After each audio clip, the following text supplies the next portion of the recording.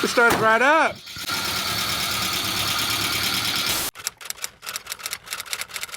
Alright, so what is up YouTube and welcome back to my channel. Today I'm going to be working on Osh's and my boy Max's 1988 Suzuki Samurai.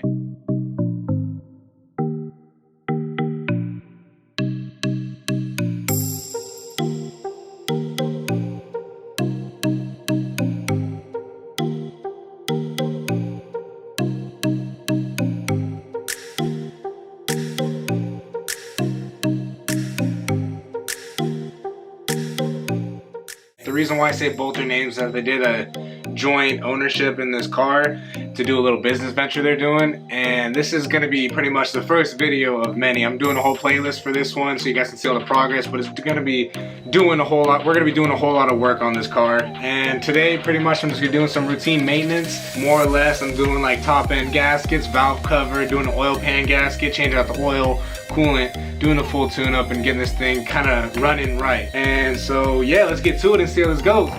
So we got a set of metric sockets starting from 10 to 19. Got a 13/16 socket, works just fine for spark plugs. Got your set of pliers, needle nose, and wide jaw. Got a razor blade for scraping off the gaskets in case it's all gnarly up there.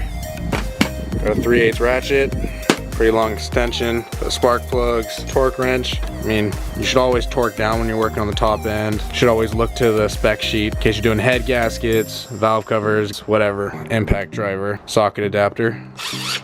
Then you got your set of WD-40 and brake clean to get the job done. Alright, so pretty much the parts we got today. Got our spark plugs for doing that full tune-up. Got our anti-seize and the connector grease right here. Got a full new set of wires, oil filter, got the valve cover gasket, oil pan gasket, got that 10W40, got some coolant. Yeah, let's get to it.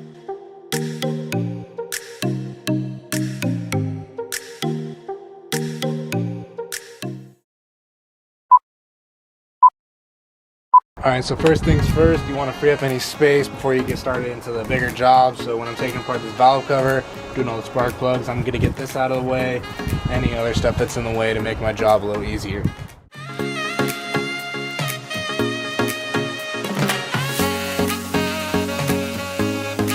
Always disconnect the negative battery terminal so your battery's not active when you're working with the spark plugs or electrical stuff on the car.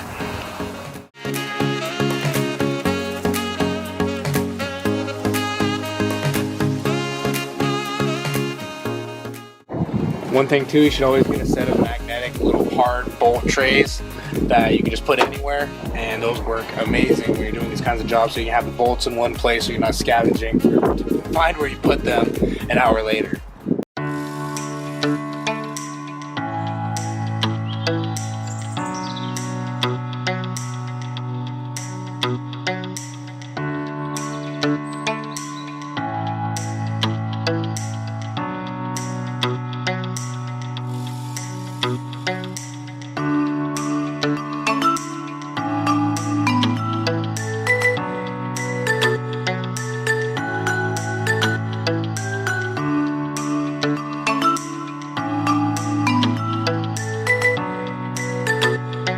Completely deteriorated. I mean, that is age and wear and tear. Definitely good that we're changing this right away.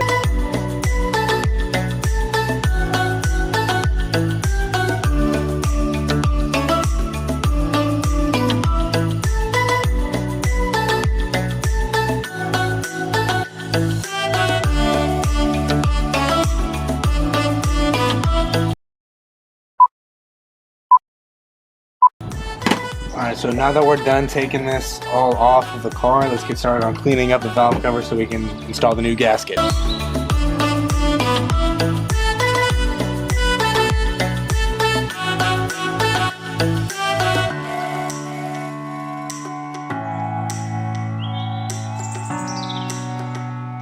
Alright, so pretty much, I mean, it took me a while, not gonna lie, it took me a while to get it clean, but I mean, I took it in the wash, put some hot water under it, scrubbed it the f out.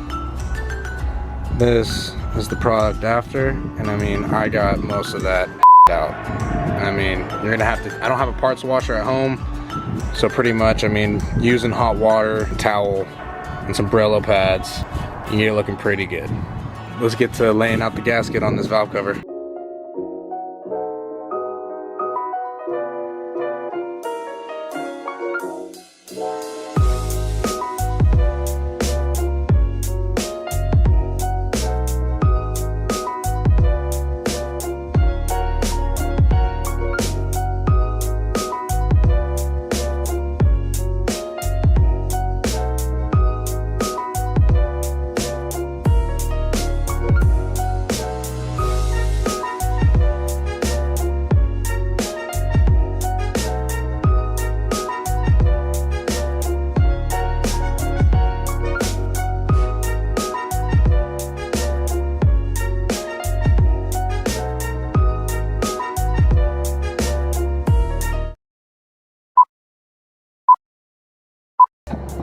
So now we're gonna take this rag off. The reason why I put this rag right here is just so no debris falls into the head or anything that would cause severe damage. Like if a rock were to get down there or anything, just little preventative little tips so you don't get anything down there, and just stay safe when you're working on the top end of the motor.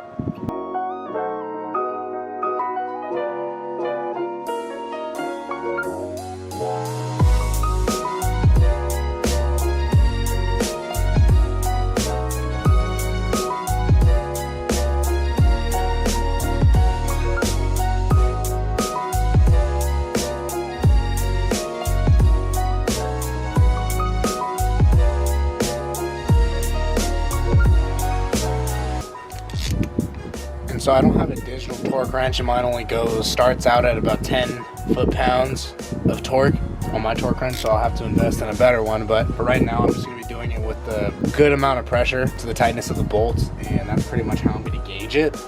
You don't want to tear the gasket, so pretty much the standard is like 3 foot-pounds, so pretty much you're going to go until it's like one turn of your wrist with the wrench. And you're not pulling it, you're not flexing your forearms, you're just getting it tight on there.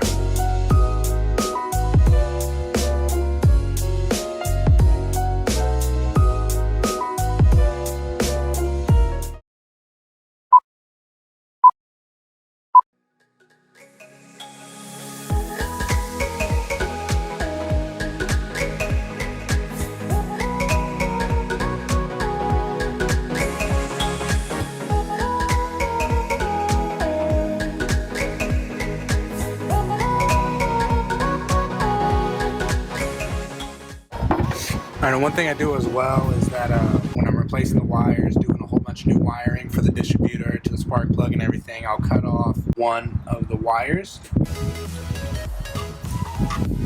And there you have it. Just burnt to a crisp. Yeah, so keep at least one of these wires so you can use them to take out the spark plugs for your next job.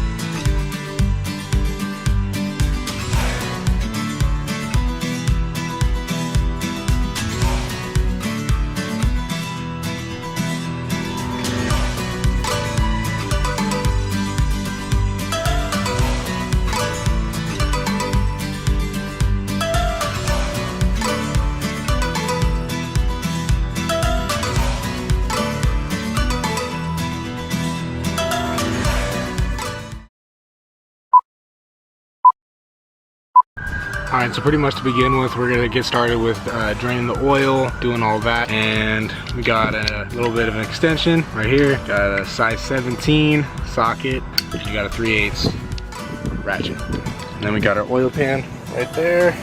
Alright, now let's get into it.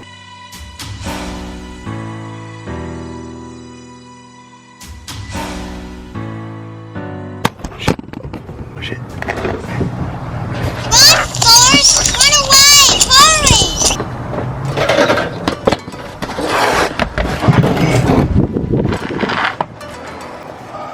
First time that pan's done that to me is that just over fucking flowed hella bad, and I had to go grab one real quick. That's why you saw it drop.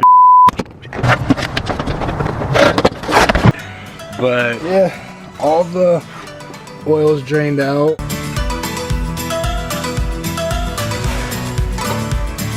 God.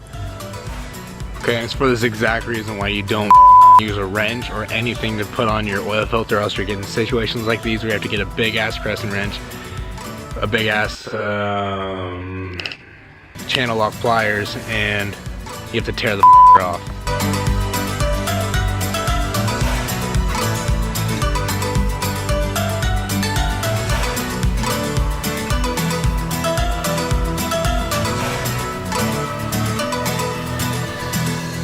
The oil filter should only be hand tightened, and you don't want to run into the scenario where it's too tight.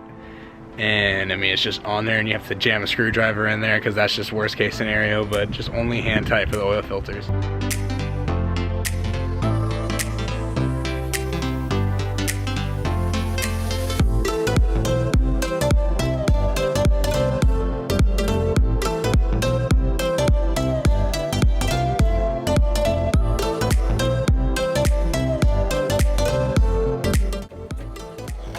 You're ready there, bud.